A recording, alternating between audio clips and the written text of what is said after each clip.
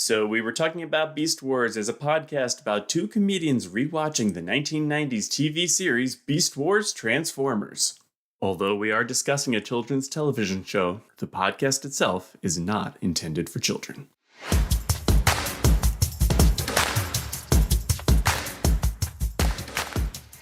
Last time on, so we were talking about Beast Wars. The missile! But this is still a land of peace. You seen that guy's noodly arms? They'll destroy the Axalon and win the Beast Wars! No. And now, Season 1, Episode 17, The Trigger, Part 2. The previously on segment is just Tigatron's message on the Cyber Bee. Either they thought, oh yeah, this does a good enough job summing everything up, or my initial thought was, do the opening 20 minutes of that episode not even matter? All we needed was the 1 minute recap from Tigatron at the very end. Yeah, there was a lot that apparently did not need to be covered. We conclude with, they will win the Beast Wars! And one pedantic question. I don't remember if we've talked about this before. I know it's called Beast Wars because that's the name of the toy line. But in the show, why do you think they call it the Beast Wars as opposed to Beast War? Because it seems like a single protracted conflict with a series of battles and skirmishes, as opposed to a series of discrete wars, you know? I guess you could consider it a continuation of the fight between age-old enemies. Yeah. But this is the only leg of the journey that's about beasts. Yeah. So it probably should be the Beast War. Do you think our listeners might have some ideas about this? Oh yeah, listeners, if you have any actual, like you've read somewhere, a reasoning, or you just have a good headcanon for it, yeah, write into us, beastwarstalk@gmail.com. So we begin the actual new footage of the episode with Tigatron and AirRaiser on that floating island. AirRaiser is recuperating from being shot. Tigatron is talking about how he finally feels at peace here. It's not really clear to me why he doesn't feel at peace in the wild on ground level. What I think that was about was that he thinks the island is making a political stance. War is not allowed here. Yeah. And it will defend itself only in the event that anybody tries to destroy the natural sanctity of nature. That having been said, bro, this island is trying to kill you. Yeah, it is full of death traps, which the jungles on the ground level aren't. So think about that. But hey, who knows? I guess everybody's got their own comfort level, especially depending on what they grew up with. You and I, having grown up in Philadelphia, hearing a siren in the distance is just background noise. Yeah, you think one of those boulder things springing out of the ground is bad? Try taking the L at 11:30 at night. It's very funny to imagine Tigatron dealing with SEPTA. Or he'd probably be pretty empathetic. These poor subway passengers, none of them has the appropriate psychiatric medication. I can find no peace here.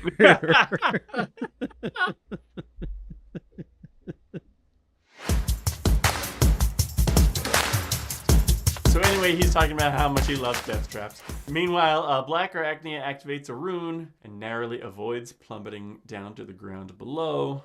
Scorponok goes, have a nice trip, which really made me think, like, yeah, he definitely does have the dumb lackey to a high school bully energy, you know? Yeah, he does. But I don't know, for some reason, there's something that's not physically imposing enough about him. Yeah, because he's not, yes, maybe other than Megatron, maybe he's the biggest Predacon, or Pterosaur might be taller than him, I'm not sure. But yeah, like I think of Scorponok as like, oh yeah, sure, we've seen his missiles punch a hole in Cheetor and stuff. But yeah, you'd think he would be more physically imposing. Yeah, agreed. Now we've got Optimus giving Rat Trap a ride.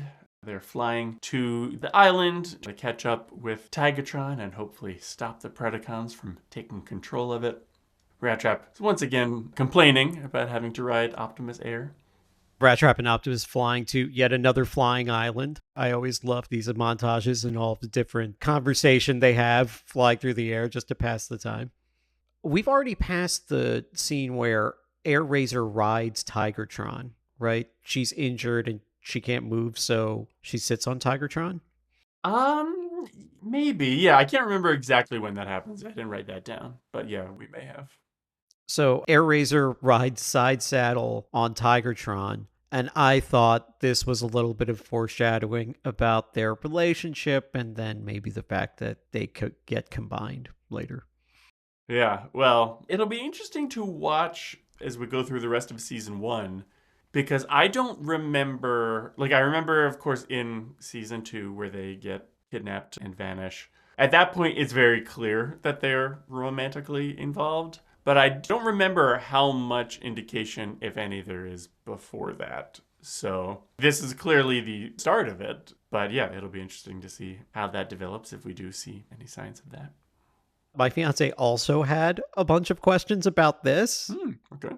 She was like, oh, they become an item? Do they have sex? Is that something they can do in their robot forms? I'm like, well, they do get together in the future. Just not in the way you would think. You could say that, yes, two do become one.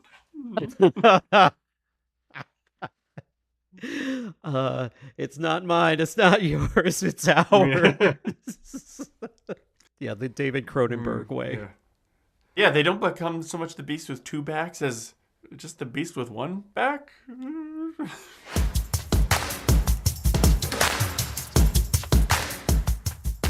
So Rhinox establishes a line of sight laser link communications with Optimus.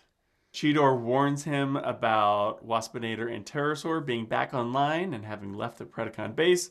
Again, was Cheetor physically there and he ran all the way back to say this? Do they have a spy cam? Is it just around the corner? Who knows? Yeah, who does know?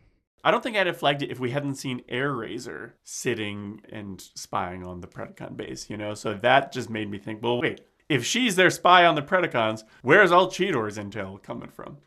Yeah, I did have a bunch of confusion stemming from that too. Maybe not those specific things, but I had a bunch of unanswered questions. So Optimus is like, we don't need the warning. We're living it live because they're getting attacked. Something about that line just didn't sound really like Optimus to me. Just it sounded too bro-y or something. Like, I don't know what, but yeah, I just didn't really care for it. It feels like it would come out of the mouth of some other type of cybernetic ape. Oh yeah, I know who you're talking about. Oh, hey, Apetimus. Listen, we were wondering if you could say a catchphrase for us. Andy, can you remind him what it is? Yes, we're living it live. We're living it live! That actually is my catchphrase. I'm a late night radio DJ. So when I'm going over the top 40.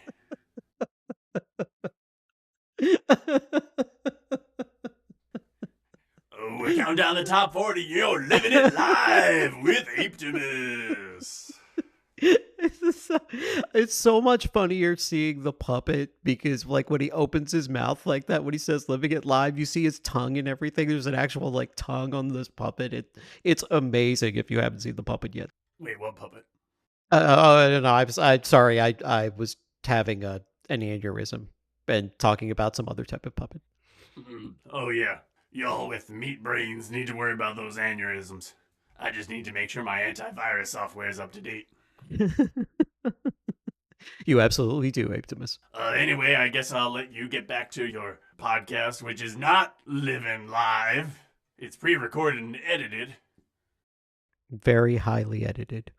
Listeners, you do not know the work that goes into turning this into something remotely listenable. One other point about Rat Trap and Optimus flying, though. Yeah.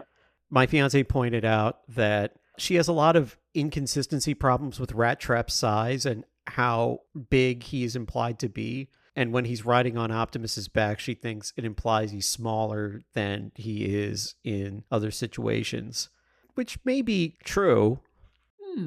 I feel like, I mean, obviously they cheat with the transformation and everything. Like, I think Rat Trap's size in beast mode is slightly larger than if you took his head, you know, because his beast mode folds up into like his backpack and his chest in his robot mode. Mm-hmm. And I think if you took those off of him, They would probably be slightly smaller than he actually is depicted as being in his beast mode, but I think not a ton smaller. So I feel like Rat Trap's beast mode is probably about half as long, not including his tail, as he is tall in robot mode. And to me, that seems, yeah, like probably a little less than half as long as Optimus is tall. So to me, it's not really an issue, but. Well, apparently it was an issue to Optimus because he said something like, I can't evade with a passenger? Like, is he in airlines now? Is there like an actual seat that you can sell to people? That is neat. So I know that because, of course, you gave me the amazing masterpiece Rhinox Transformers figure, and I believe there is a little peg that either came with Rhinox or maybe comes with Optimus that you can use to like peg Optimus into Rhinox, because Optimus in the show in beast mode will sometimes ride on Rhinox. That would be funny to see when they come out with the Rat Trap masterpiece. Will it have a little peg to peg into Optimus so that he can ride him while Optimus is flying? Oh, that's very cool. I didn't know that about the Masterpiece toys, and now I certainly hope that's the case. Yeah. But yeah, as far as like he can't evade with a passenger, I would imagine it's some combination of just it's harder to steer and balance with that extra weight on his back. And also, a lot of the evasive maneuvers I would do would cause you to fall off me. So it's not safe for that. So I assume it's some combination of those two reasons. But still, just calling him a passenger is really weird. Yeah, I don't know. And it was also like, Rat Trap also said, I can't transform right now. I wasn't sure, is that because he would lose his grip and then not be able to regain his grip fast enough? Or was it because he would then be too big and awkward to then be carried? But we see Rat Trap has another plan. Anyway, he and Optimus are blasted and Rat Trap starts falling. His eyes bug out cartoonishly as Pterosaur flies up to taunt him. I've said before that some of those more over-the-top cartoony elements of the show don't really do it for me. But it turns out the way he was just doing over-the-top whining, which was over-the-top even for Rat Trap, when he was like, oh no, I'm falling to my death. It was just to lure Pterosaur there so that he could ambush him. He transforms and just pulls a gun on him and makes him let him ride him, which is to me like a hell of a gamble. I think at some point later on, I talk about how cool Rat Trap, at least sometimes, is under pressure, that he was like, oh, I'm falling through the sky. I know. I'll pull like a Bugs Bunny trick on Pterosaur and make him come over here so that I could ride on him. Yeah, that is really insightful and manipulative. Yeah, which it was a gamble, but I guess maybe it's pretty safe to gamble on Pterosaur wanting to be a cruel person who would rub in somebody's impending death. Also, I don't think he had any other options. Well, yeah. Any port in a storm, right? So back on the island, we see Black Arachnia and Scorponok doing some stuff, and then we zoom out. That's Air Razor's super great Hawkeyes zooming in. But it's funny, when it's like zooming back out to Air Razor, not only does it zoom out, but it also like zigzags around corners. Not quite fully around corners, but it does move around obstacles. Which was like fine when it's a camera move, but then when it reveals that that's Air Razor zoom in looking, like, well, wait a minute. It's one thing to zoom ahead, but how do her eyes then like see around rocks and stuff? She disincorporates from her body. I guess so. Who knows? Maybe her eyes are their own little cyber bees and they can zoom out remotely from her. Black Arachnia seems to think that the obelisk needs to recharge between laser shots. And then she is able to prove that later on. But previously, when it had shot Waspinator and Pterosaur, it seemed to me like it shot them both in really rapid succession. But now, as of this episode, it does need to recharge. We do see that later on. I don't know, maybe these aliens did cheap out on the budget after all. And this island needs to get plugged back in or something. Maybe it's like one big shot or two rapid shots. Yeah, maybe. Optimus, Pterosaur, and Rat Trap now reach the island, and Pterosaur gets rid of Rat Trap by ramming him into a tree branch. I did think they sold this impact much better than they sold the impact of Air Razor bumping Pterosaur into that cliffside at the end of the Spark. I don't know if it was just a matter of like the sound effect that they used, but they also conveyed the sense of speed better. But why do you think Rat Trap didn't shoot Pterosaur in the head in that moment? Because like I said, he was pretty cool under pressure a minute ago when he was falling through the sky.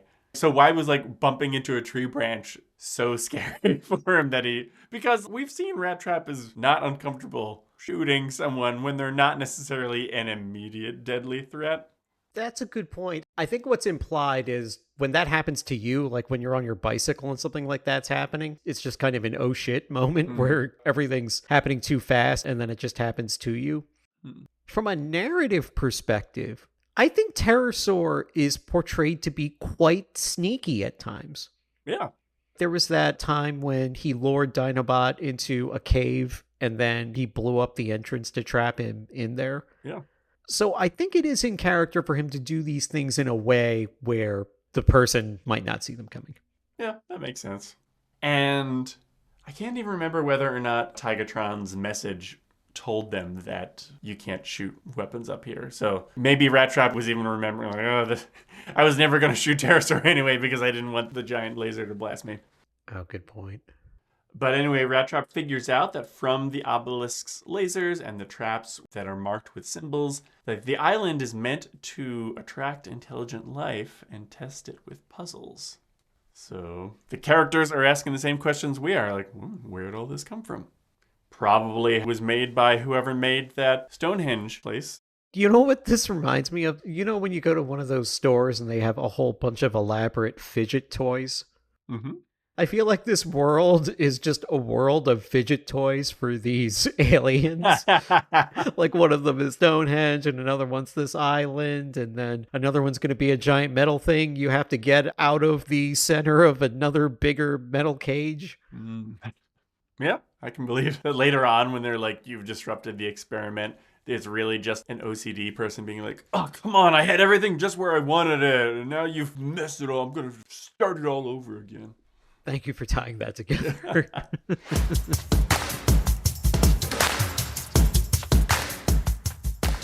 Black Arachnia and Scorponok have reached the obelisk, but they can't get inside. They'll have to blast their way in. So Black Arachnia tricks Pterosaur into firing on her to attract the laser, which does indeed attract the laser, and it needs to recharge, so she is safe to shoot at it.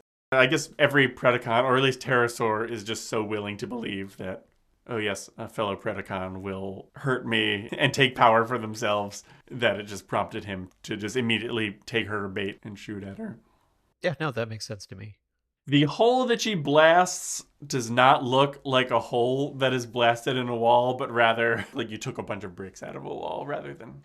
Yeah, the way you would blast a hole in Minecraft. Yeah, or like a toy that specifically had a battle damage feature or something, and it would pop a hole out of a wall or something. Can I bring up one other topic from this specific moment in the episode? Yeah. Okay, so this was a big point of contention for me. There is a stairway with a door at the bottom of this tower, and no one at any point attempts to take it. Well, wait, Black Arachnia walks up the stairway, doesn't she? No, I thought she just walked up to the side of the... Oh, you mean on the exterior? There's... Oh. Yeah, I wonder if that was a miscommunication between, like, the writers and the artists. That the artist designed it with a door, but the script had her blasting her way in the wall. Oh, I didn't catch that. There's even a spot where a character is falling past the tower, and when you go past the doorway portion, you can see clear through to the other side, conveying that once you go up the stairs, there's just an open hallway and then like another set of stairs on the other side. Isn't there some sort of trope where somebody climbs over a fence and then somebody chasing after them just opens the fence and closes it and walks towards them? Oh. Yeah, I feel like I have seen that joke, but now I don't remember where. Write into us. Where have you seen that joke? beastwarstalk@gmail.com. Black Arachnia comes in. She's openly stating that the island and all its powers will soon be hers. Scorponok prepares to blast her, following Megatron's orders, but she tricks him into stepping into a trap where he falls down. She calls him Chitin Cheeks, But I turned on the closed captioning to make sure it was this. The word is actually chitin, which is a chemical found in arthropod exoskeletons. So it's pronounced chitin, but it is spelled Chitin.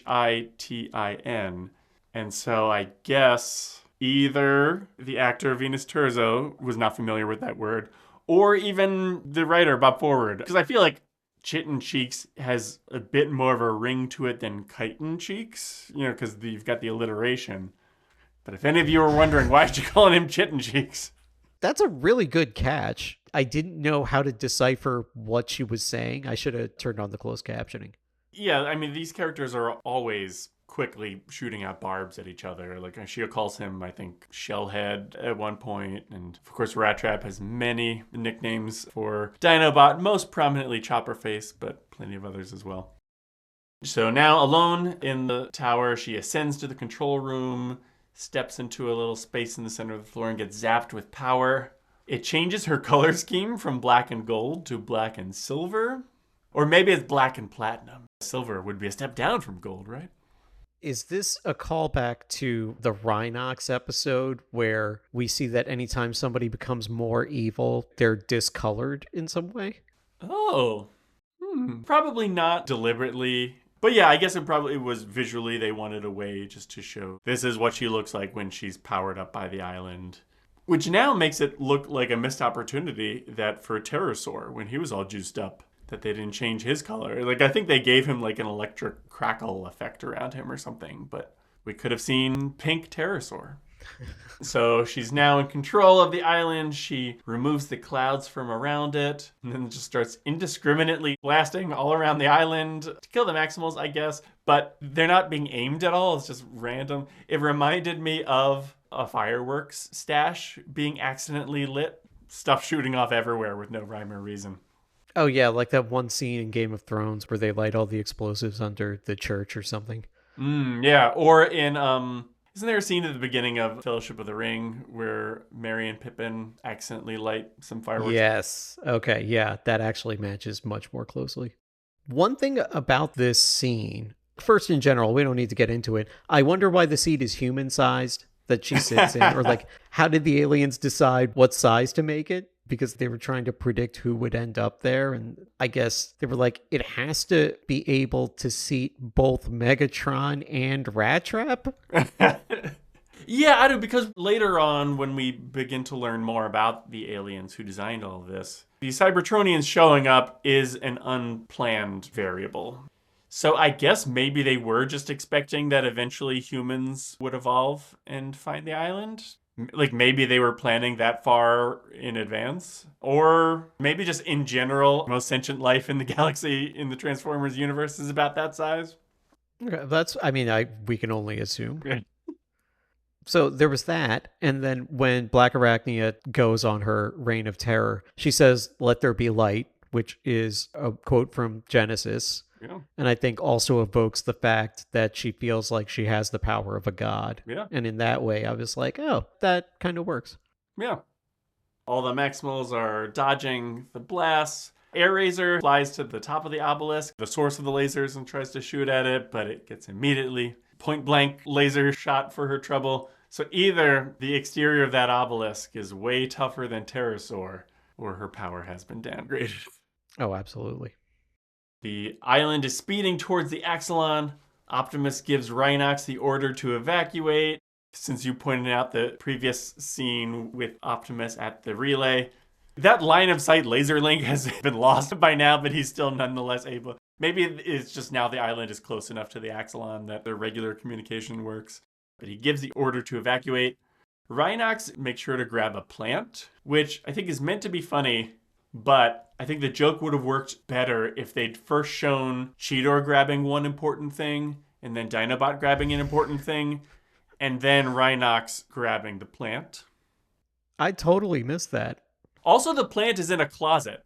It's not like next to a window or something. He like opens up a closet to get this plant. So this plant is not long for this world regardless, unless Rhinox has a grow light in there or something. Maybe it's his COVID plant, and now that it's made it thus far, he's like, he can't let it go now. Yeah, makes sense. Rat Trap gets pinned under a boulder and debates the laser into blowing it up. Once again, he remains clever and pretty cool under pressure, as long as he's not about to bump into a tree branch. Yeah. When Tigatron makes it into the obelisk, Optimus says, "Yes, do it, Tigatron!" Which, again, I felt like was a little bit lacking as an Optimus line. Even something like, "Keep going, Tigatron, we're counting on you." Like, I feel like that is kind of what I would expect from Optimus. Yeah, something like do what you feel is right, or like do the right thing, like something like that. And sometimes the right thing can be not easy, noble decision, but a really hard, seemingly villainous decision. Something that conveyed that would have been a much more Optimus line. Yeah. But I'll tell you what. Yes, do it, Tigatron. That's a pretty good Apetimus line, am I right? Yeah. That's what I say when I ask somebody to go grab me a banana from the kitchen. "Oh, you're headed to the kitchen? Mind if you grab me a banana?" And then when they say yes, I say, "Yes, do it! Grab me a banana!" Can't tell if that's encouraging or bossy.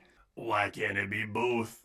Yeah, and maybe Tigertron really needed to hear something that was both at that time. He needed to be encouraged to do what he was about to do, and if he was not about to do that, he better.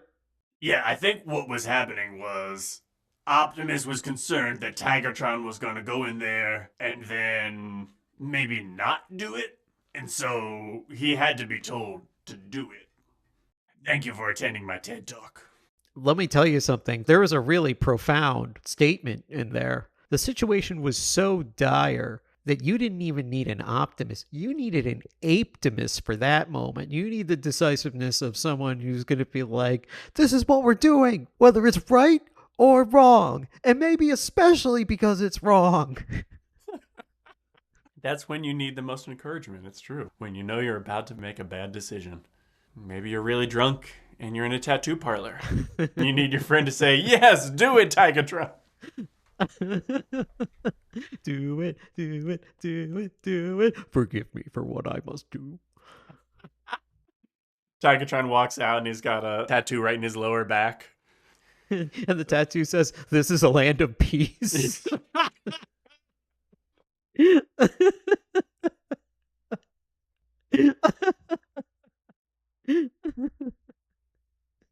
I love it. Listeners, show us your fan art of Tigatron with a back tattoo that says, "This is a land of peace."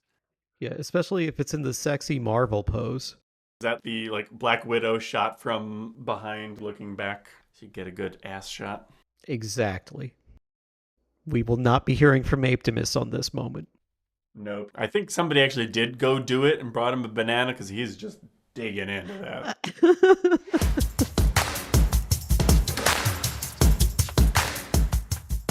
So Tigatron, he's in there. He says, "May I be forgiven for what I must do."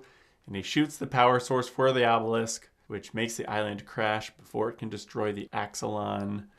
That works fine for me. It does kind of seem like for all of the amazing power this island possesses, seems kind of weird that like a couple shots from one of their regular guns would take it out, but I guess my car's powerful, but if I shot its battery with a gun, I'd have trouble. Yeah, I think we can infer that. And I guess we can infer that the neon parts, it's just like pure energy, and anything that touches them will destabilize everything. Chain reaction, etc. Science. Science. Science. The obelisk, as it is destroyed, sends a signal to a corresponding obelisk on one of the moons, presumably the hollow one, which then sends a signal into a transwarp portal. Follow up on that in a second. They lament that they couldn't live in paradise because they couldn't live peacefully. And Optimus says maybe someday they'll learn. And I guess he's just referring to Cybertron kind in general, because the Maximals weren't engaging in warfare up on that island. I think if the Predacons hadn't wanted to take over the island, the Maximals would have been pretty happy to move there, or at least leave it alone. You know, I think Tigatron's the only one who's got that fetish for traps. Everybody else, though, It would be like if you and I got kicked out of a baseball game or something because you were being really drunk and rowdy, and I was like, maybe someday we'll learn. But, you know, you need to impart the moral to kids. I guess you could take it as an indictment of the point in culture for the species, because based on their value scheme, Tigatron had no choice but to blow up the tower. So when that happens, he realizes there's blood on everybody's hands, and we as a species are just not ready for something like that. Yeah, that makes sense. Can I point out one thing about the laser thing to the moon? Yeah. It's very convenient that the obelisk landed in a place where it could make an unobstructed laser line to the moon. Yeah. Maybe that artificial moon was somehow programmed in a way that it would always orbit in a way so that it had unobstructed line of sight laser to that obelisk, so that as the island was crashing, just nobody was paying attention, but the moon was just like zigzagging all over the place. Well, it is hollow, so maybe it can do that. Yeah. So they wonder what the signal's recipients will do in light of them having destroyed the island. And they say they'll just have to wait and see. Which is basically the same ending sentiment as in Chain of Command, when they were like, oh, that thing experimented on Optimus. Who was it? What'll they do? We'll just have to wait and see. We'll have to wait for 35 episodes. Well, we're actually now more than halfway through season 1, and we do get at least some follow-up by the end of the season. I don't remember if it touches on it at all before that. We'll see. Yeah, you're right. We are getting close. I think there's less than 10 episodes left, right? Yeah, there's 26 episodes in the first season. Oh, 26, not 36. My bad. Sometimes it feels like 36. Yes. Especially when we were watching it all first run, and it would be, is there going to be a new episode? No, it's the one where they all went blind again. I can't believe we haven't seen that one yet. It's later in the show than we thought, I guess. My goodness. There was one other point I wanted to make about the end. There's a shot of the butterfly flying around. Then they cut back to the fake moon, and then they show the butterfly dead. And Optimus says something like, we'll never learn. Yeah, or maybe someday we'll learn. Thank you. Maybe someday we'll learn. I thought the sequence where they pan at the moon and then they pan back to the dead butterfly and Optimus is speaking is foreshadowing that he will die at the hands of the very same moon to try to put a stop to all of it. Oh, yeah, it could be. Yeah, I know a lot of the show, at least in the early days, was kind of seat of the pants. I wonder how far in advance they did have things planned. How many scripts were already written or outlined when one would go actually into like animation production, I wonder. Interesting to think about. Do you want to proceed to Beast Wars Bingo? Yeah, let's do some Beast Wars Bingo.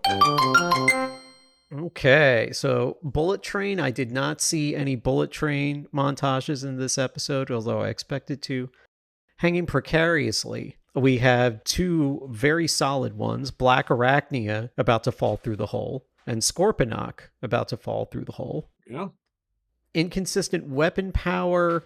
I had this. You know when Rat Trap, his leg is trapped under the rock? Mm-hmm. He's doing some kind of soliloquy to Tigatron, like, alas, poor Yorick, I knew him well, leave me. There's no future for it, something like that. I'm just like, why didn't you just shoot the rock? Yeah, I guess he just felt like his own blaster power would not have been enough to destroy the rock. And that if he used one of his like arm-stored sticky bombs, maybe that would be too strong and would hurt him too. I just feel that in other narrative circumstances, Rat Trap running by and shooting it with his gun would be enough to blow it up and free whoever was under there. No, yeah, for sure. I hear you. Animal looking to the sky. And I think this, Andy, will be the record that is never broken. When the entire season 1 Maximal cast is looking up toward the sky. Exactly. We have 7. We have Rat Trap, Optimus Primal, Dinobot, Tigatron, Air Razor, and we have Rhinox and we have Cheetor. There you go. All 7. Yeah. And Under stolen catchphrase, Black Arachnia steals God's catchphrase of "Let there be light." It's true, she does. Thanks for letting me get away with that. How many times do you think "maximize" was said? I'm gonna guess 0. I don't remember it, at least. It was tough because so many things were happening so quickly at certain points. Tigatron says it once, and then Apetimus says it once. Okay. Grand total of 2. And how many times do you think "terrorize" was said? I'm gonna guess once. It was said twice, and both times it was said by Terrorsaur. Okay. Which might have felt like once. So a lot of different scenes happening where in other episodes they probably would have said "maximize" or "terrorize." But yeah, only 1 each for the last episode and only 2 each for this episode. And that's it. That's all I had. Okay. So that was the trigger, and man, the Maximals and Predacons both had some trouble with this island. Hey, Apetimus, how do you think you'd handle an island like this? Somebody say Apetimus here? Let me tell you something. You just gotta reason with that island. See, brother, me and the island, we're 2 kindred spirits. We're both towers of power. We're each a loner with a huge boner. If you say, let's play, what do you get? The death ray. That island is built of rocks, and I'm built like the rock. Can you smell what the ape is cooking? That's right, a tall, cool glass of everybody simmer down now if you're dumb enough to start shit with this powerhouse around. I could end the Beast Wars with 1 flex of these 2 guns, and I wouldn't even have to fire a shot. Yeah, I mean, I guess it's a good thing for our entertainment that you didn't just end the Beast Wars with 1 flex, because otherwise we wouldn't have had 52 episodes of a show we love. But I'm sure some of the characters who didn't make it would have appreciated a life-saving flex like that. Yeah, that's a good point. We did ask him for a solution, and he did provide one. Yeah. I think the ending half of that sentence of when Optimus said, maybe someday we'll learn, is maybe someday we'll learn to resolve our conflicts through peaceful flexing. That's going to be Apetimus's first book title. I'm a flexor, you're a flexor. There we go. All right, so that was the trigger. Thank you, everybody, for listening. Please subscribe, rate the podcast, spread the word. Reach out to us at beastwarstalk@gmail.com, especially if you have a question for Apetimus. You can also find us on Instagram and YouTube. Until next time, I'm Andy Hunter. And I'm Phil Thomas. And now we have talked about Beast Wars.